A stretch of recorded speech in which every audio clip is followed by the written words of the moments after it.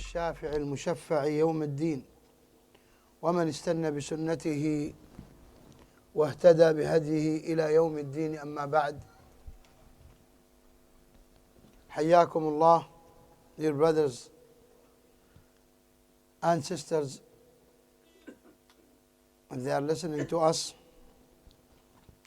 to this talk in this town at this night which Allah Ta'ala permitted us to gather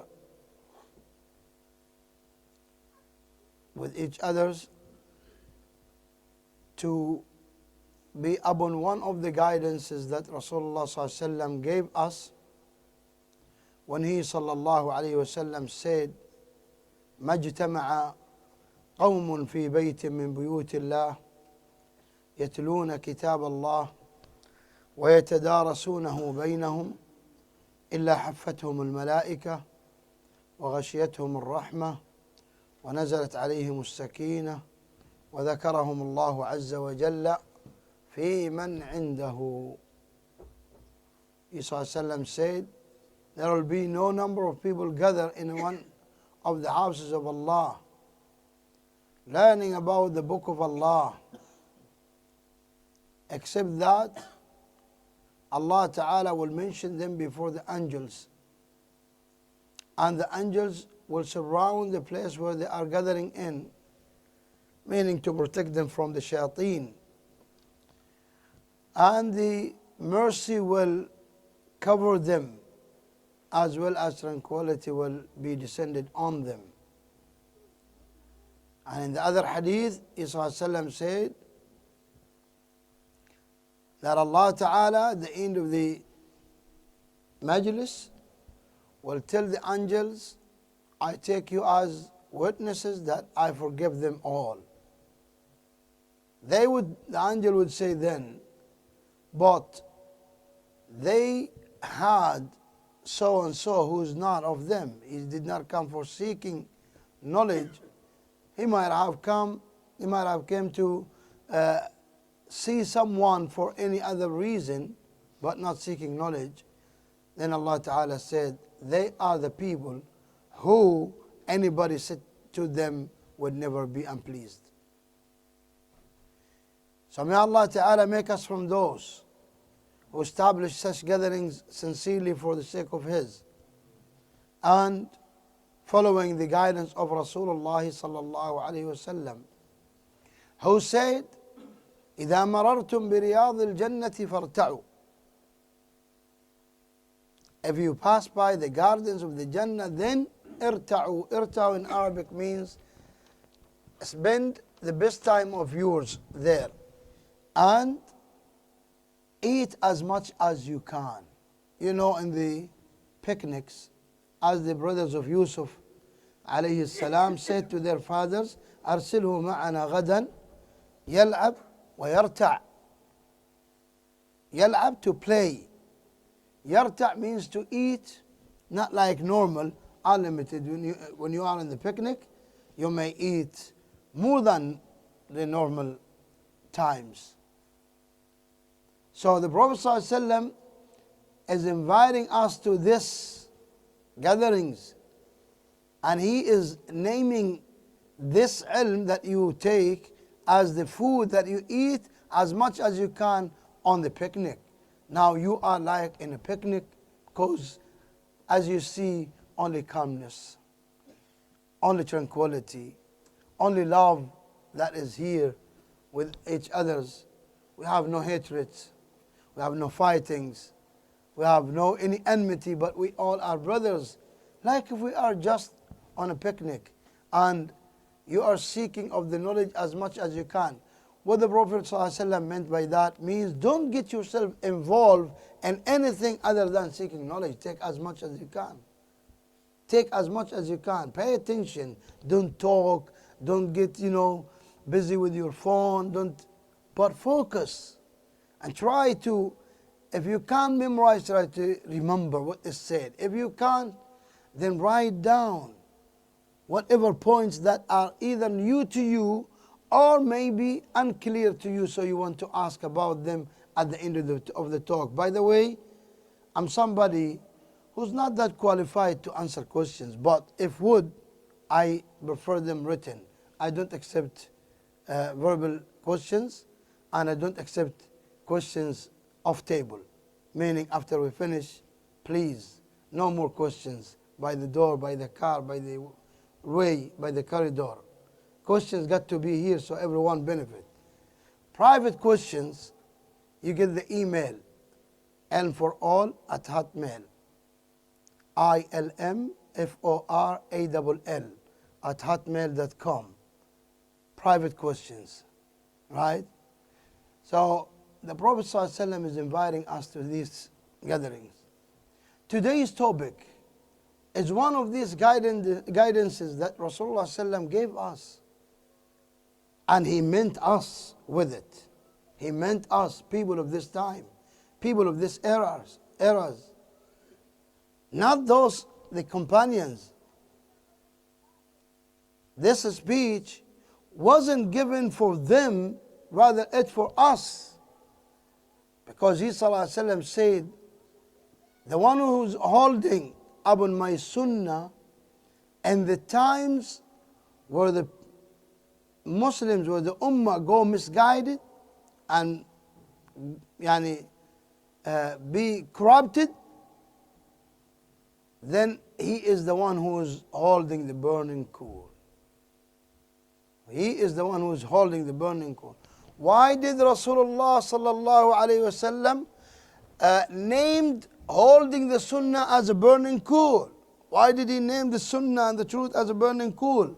It is not because the sunnah is hot, so we stay away from it. No, but it is because at these times the haqq is hard. The haqq is hard for many people to take and carry. Today, many people turn away from the haqq. The Muslims already exceeded the 1 billion number. The 1 billion figure, they already exceeded that. But how many of them are holding the burning coal? You check their hands, you see no any burning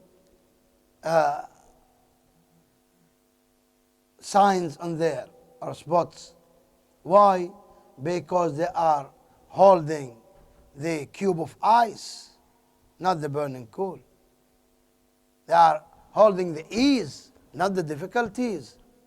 And the Jannah is surrounded only with difficulties, as Isa said.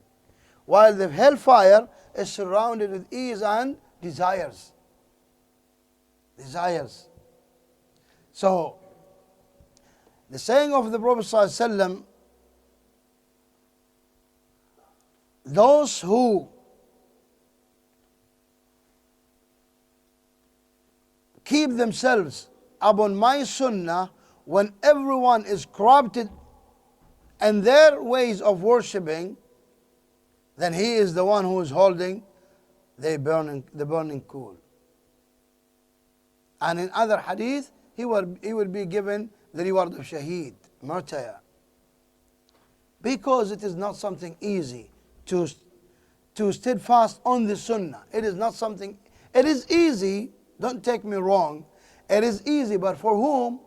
For the sincere ones, for those whom Allah Ta'ala make it easy for them. As Allah Ta'ala said, وَلَقَدْ يَسَّرْنَا الْقُرْآنَ لِلذِّكْرِ فَهَلْ مِن مُدَّكِرٍ. And other ayah, Allah Ta'ala named the Qur'an heavy speech.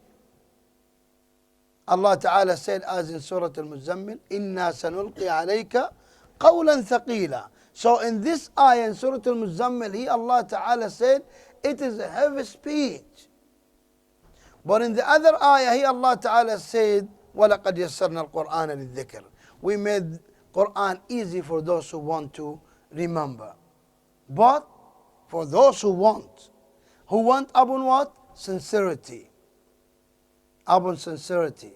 Because it is not only to memorize the Qur'an, but rather to benefit yourself from the Qur'an, to make yourself upon the guidances of Qur'an.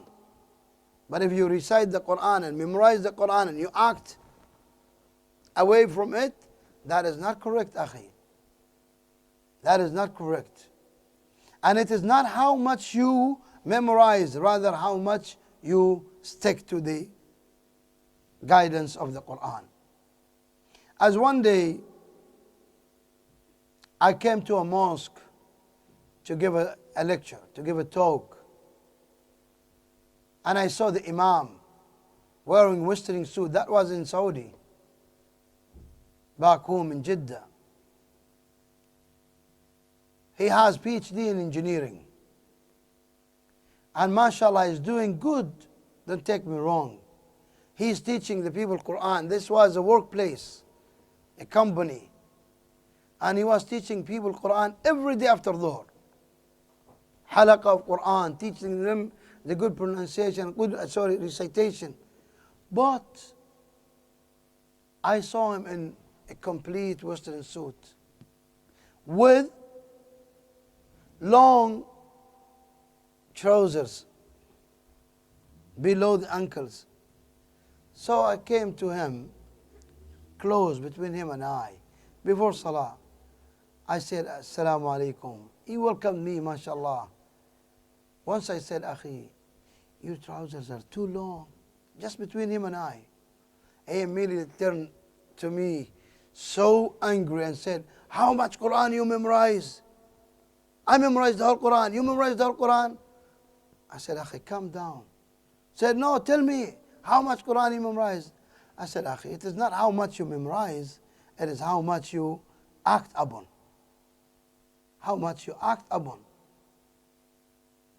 As the Prophet ﷺ said, how many people reciting the Quran and the Quran cursing them? Because they recite the Quran, but they don't go with the guidance of it. That's bad. Likewise, the Sunnah. That is the meaning of holding the burning coal. It's not only to know the Sunnah. Today, as you see behind me, on my right, on my left, shelves of books. Billions of books today. Translated in many languages. Translated in many languages. You go to the internet, many websites in any language you want. You open the TV channels, many Islamic, as they say, TV channels. Right, where is the advantage? Why we don't see it on the people? Why we see this split and massive number of Muslims, but they are even more weaker than before. No one care about Muslims. No one consider them. Why? Strength doesn't come from numbers. Strength comes from sincerity and serious stick to the Quran and Sunnah. How you respect them, how you take them. That's where the strength comes and power. That's why we say today, Ikhwan, that's why the Prophet ﷺ said, the one who holds on my Sunnah, the one who stood fast on my Sunnah, in the times where my Ummah are on the misguidance, they know or they don't know, then he is the one who is really holding the burning coal. It is difficult. Look at it today. You guys are strangers even amongst Muslims. Because you're choosing to be upon the Quran and Sunnah, people look to you as strangers. Who they are. They are strangers and they give you many different names.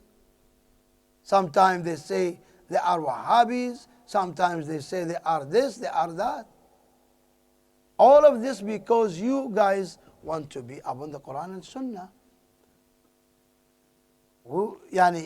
We say to all, let's go back to a middle way, Quran and Sunnah. We are Muslims. The only nation has Quran and Sunnah is Ummah of Islam. If we don't go back to these inheritance, then where is our identity? Our identity as Muslims is the Quran and the Sunnah. How far we are with it. How far we are with it. That's how we need to be, Ikhwan. So, To hold on the burning coal means to hold on the sunnah of Rasulullah sallallahu alaihi wasallam.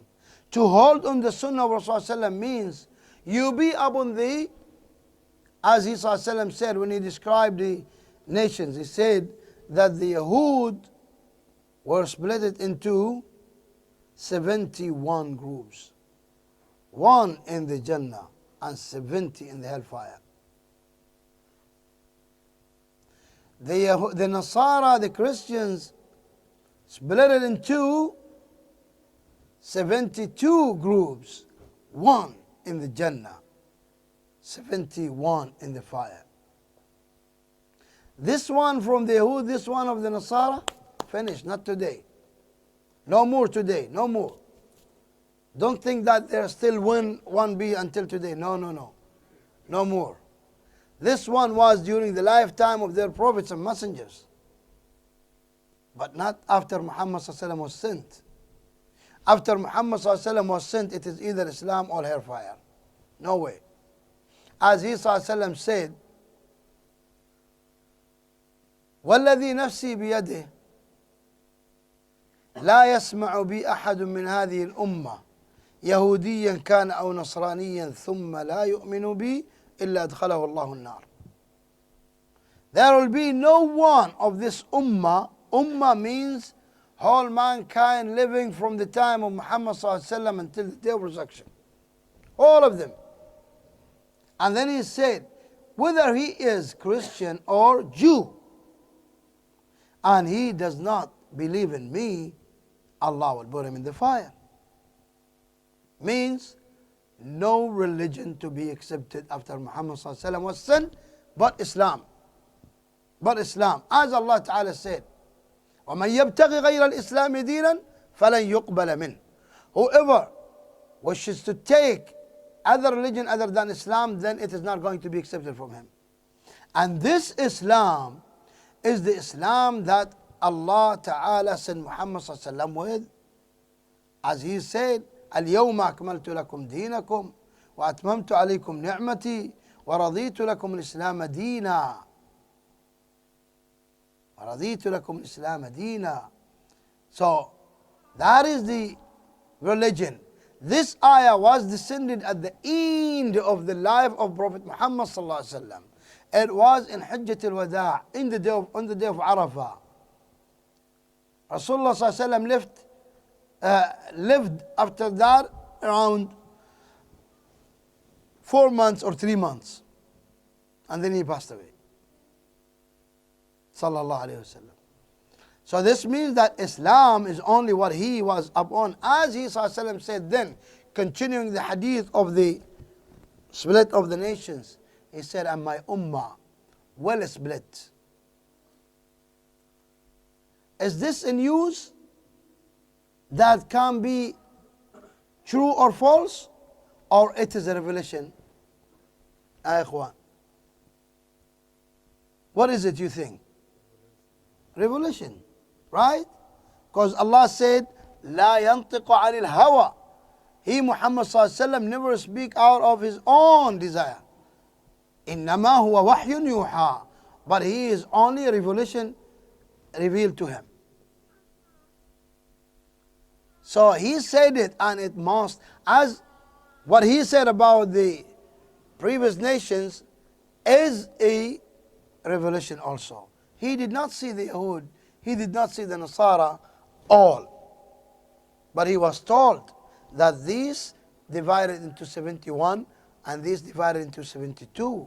Allah told him. And Allah told him, your ummah will divide in 73 groups. We want or we don't. We accept or we don't. This is the fact. Many calls today, let's unite, let's unite. Good to unite, but upon what?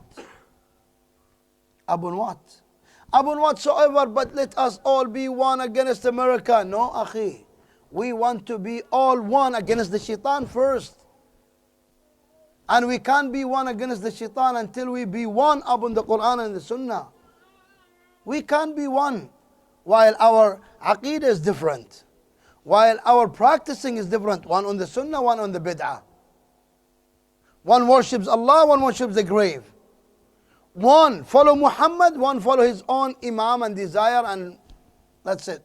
You tell him this is the saying of Muhammad, he say, but I have my own Imam. So how come we unite? We only unite upon the haqq. Whoever accepts the haqq is our brother.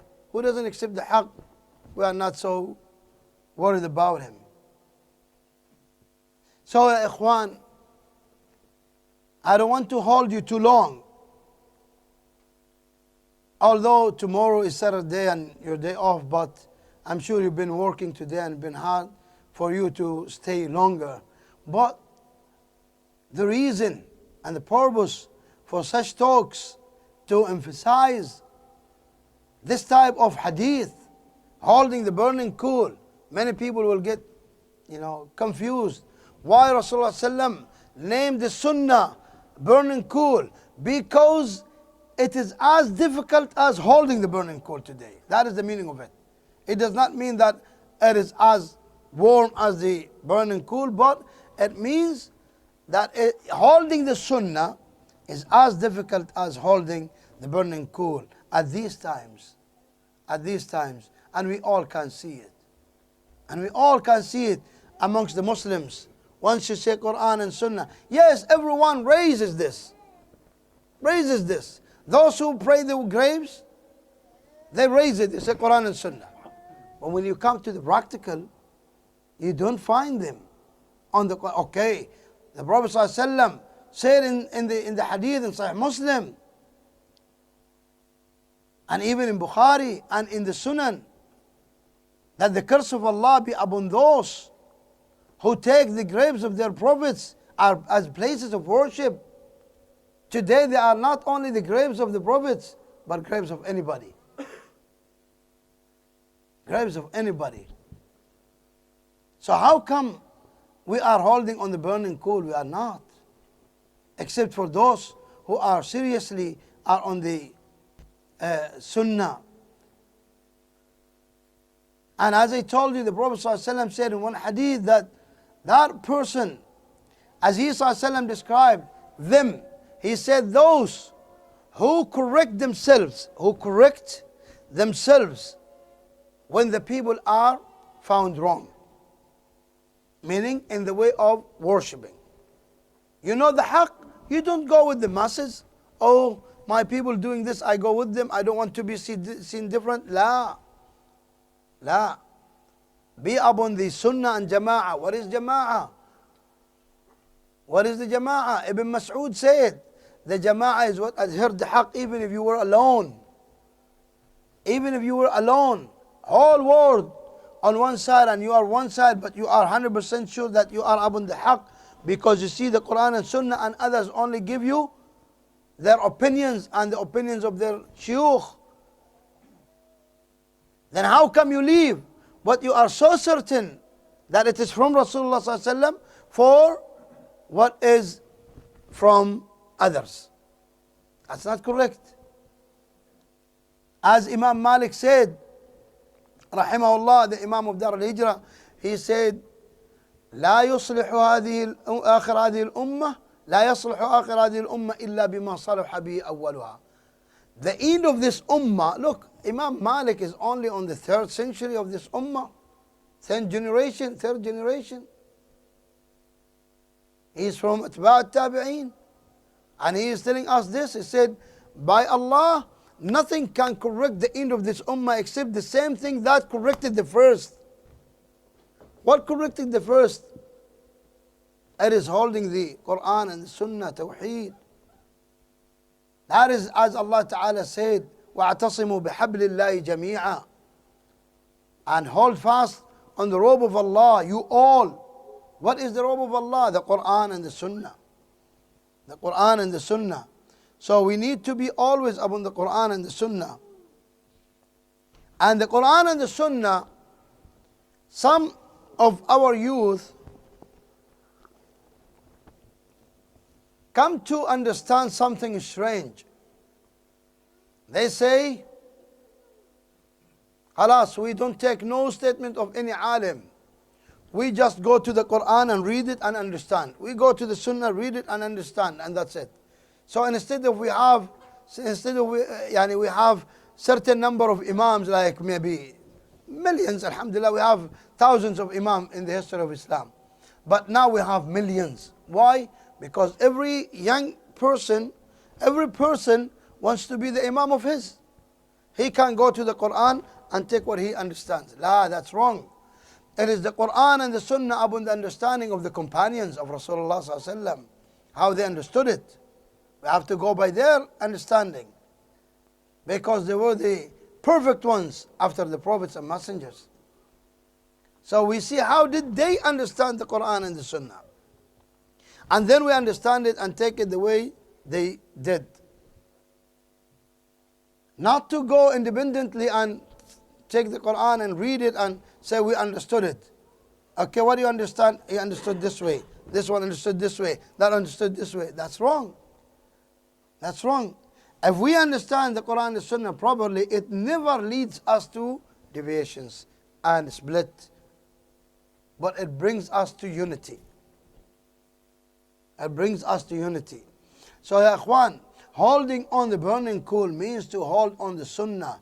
Holding on the Sunnah, it means that you correct your actions, your sayings, on two things. You always have two questions asked to yourself. Ask to yourself. First one, before you say or do anything, ask yourself, why I am doing it? Is it for the sake of Allah? Is it sincerely? Or I just want to show that I have knowledge, or I am the one? If this is the fact, then fear Allah and go back, as you are going on the misguidance. And the shaitan now is leading you, because that's what he wants. He wants you to show off. He wants you to be insincere with your Lord. And any worship based on insincerity is not going to be accepted.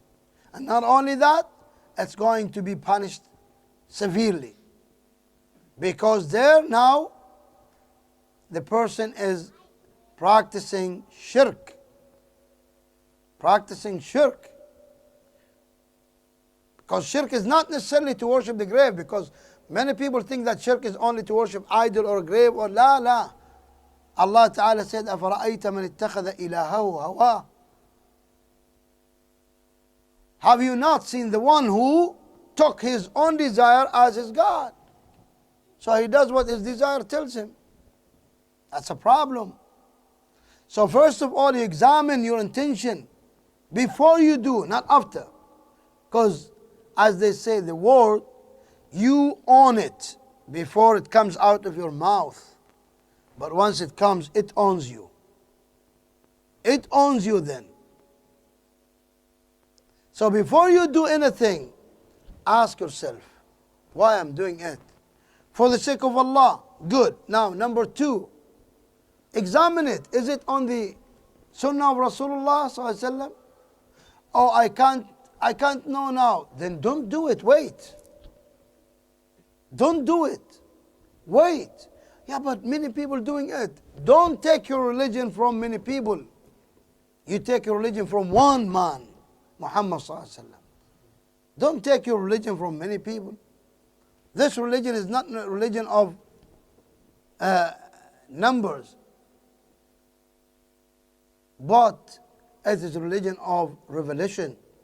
So you go back to the Sunnah and see. As it is said, as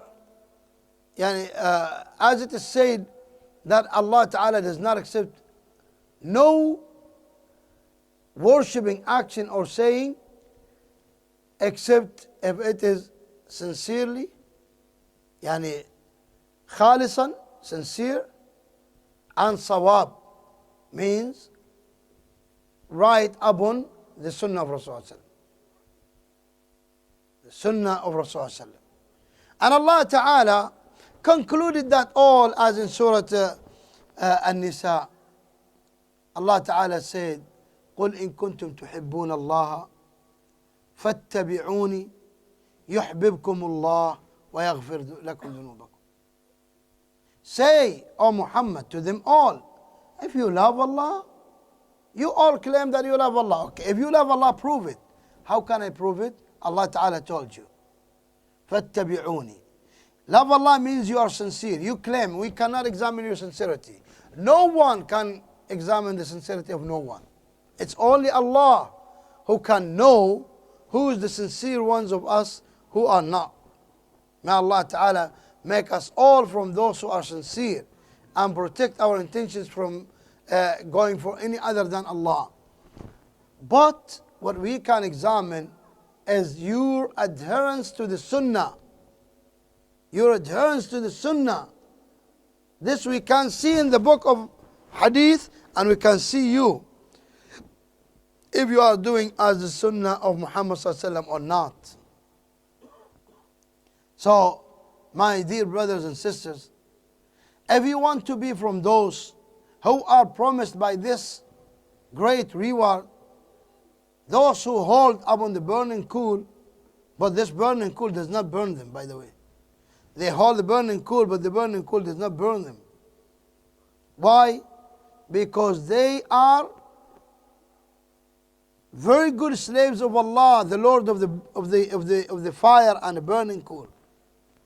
And as Allah Ta'ala commanded the fire of Ibrahim not to burn Ibrahim alayhi salam, قُلْنَا يَا نَارُ كُونِي بَرْدًا وَسَلَامًا عَلَى إِبْرَاهِيمَ. Not only burden, as the ulama said, Allah Ta'ala said, O fire, be cold and peace for Ibrahim. Now the ulama said, if Allah Ta'ala just said be cold, Ibrahim would freeze. But Allah Ta'ala said, and be peaceful, peace for Ibrahim. So Ibrahim came walking out of this fire. Fire, they said that a month they were fueling it. For one whole month they were fueling it. Up to limits that the birds flying on air full burned because of the heat. But Ibrahim came off walking. So imagine that. Yani who did this cannot make you hold the burning coal and not be burned? Yes, Allah can. So holding the sunnah is like holding a flower. This burning coal is like a flower. Like a flower to you. But it is at the same time, it's hard because you might be alone. You might be seen alone. Many people said, Akhi, I want to convey my da'wah. I want to conduct my da'wah. But I don't have any masjid. Nobody except me. Except if I be with them. I be with the Ahlul Bid'ah. No problem, just be with them. Until I get strong. And no, this is wrong, Akhi. This is from the ways of the deception of shaitan. He drags you little. Cooperate with them on the haqq.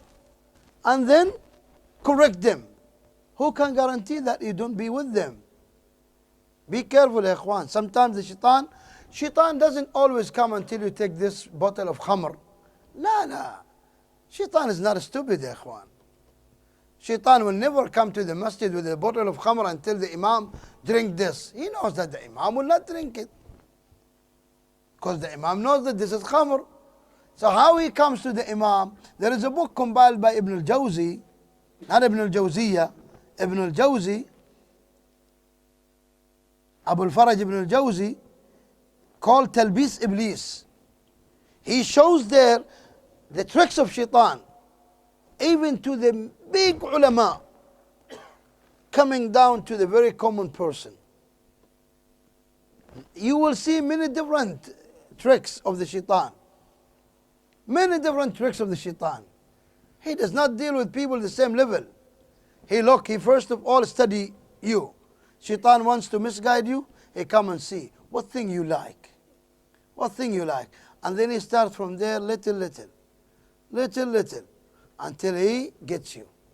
If he cannot take you to the shirk, at least he puts you in the bid'ah. If he cannot take you to the bid'ah, at least he makes you lazy in worship. Look at that. Look at that.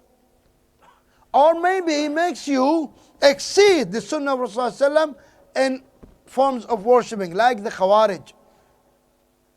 Rasulullah when he talked about the Khawarij, he said to the Sahaba, one of you will see his worship like nothing compared to the worship of the Khawarij. Ibn Abbas, when he went debating them, he returned back and he said, wow, these people are worshippers.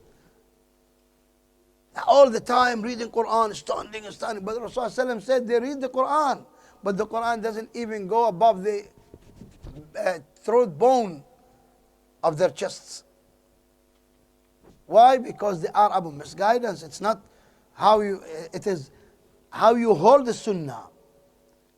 And be careful, ya ikhwan. Our main enemy is the shaitan. The shaitan is always alert with you. He is planning, never leave you alone. Never leave you alone. And that's why Allah Ta'ala made it obligatory upon us all to ask Him guidance. 17 times a day minimum. Count with me. You recite Surah Al-Fatiha twice in Fajr. 4 in Dhuhr, this is 6. 4 in Asr, this is 10. 3 in Maghrib, this is 13. And 4 in Isha, that is 17. 17 times you say, Ihdina as-sirat al-mustaqim. Have you ever thought about this statement? Have you ever said it with, present heart, present mind? Thinking that I need the guidance, I need more guidance? That's why Allah Ta'ala made it obligatory upon us to recite this ayah, this surah which contains this ayah, 17 times a day. Because we all need the guidance, not only until we are Sunni or Salafi or until we die. Until we die. And that's why Rasulullah sallallahu alayhi wasallam, not anyone but Rasulullah sallallahu alayhi wasallam, in his sujood, he used to be here saying many times, Ya muqallib al-qulub, thabbit qalbi ala dinak. Imagine that. The one who is sent is feeling that Allah Ta'ala turns his heart.